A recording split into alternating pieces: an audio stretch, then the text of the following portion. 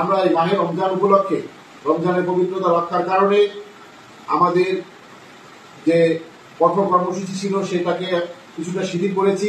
বাংলাদেশ সরকারি কর্মচারী দাবি আদায় ঐক্য পরিষদ ইতিমধ্যে বিভিন্ন কর্মসূচির মাধ্যমে বৈষম্যমুক্ত নবম পে স্কেল এবং মহার্ঘ ভাতার দাবি জানিয়ে আসছে।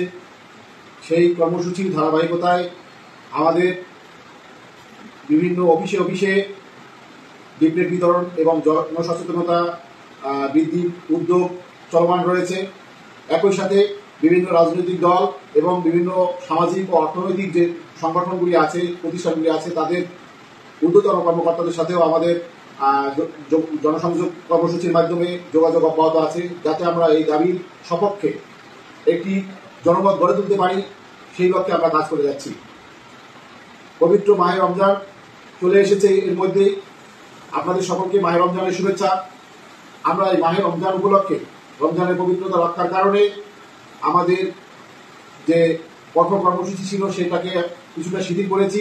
রমজানকে সম্মান জানিয়ে আমরা আমাদের কর্মসূচিকে শুধুমাত্র এই জনসংযোগ কর্মসূচির মধ্যে অব্যাহত রেখেছি এবং বিভিন্ন অফিসে ব্যানার টানানো, দাবি সপক্ষে ব্যানার টানানো কর্মসূচি অব্যাহত আছে। আমরা এই রমজান শেষে নতুন করে সংবাদ সম্মেলনের মাধ্যমে পরবর্তী কর্মসূচি ঘোষণা করব।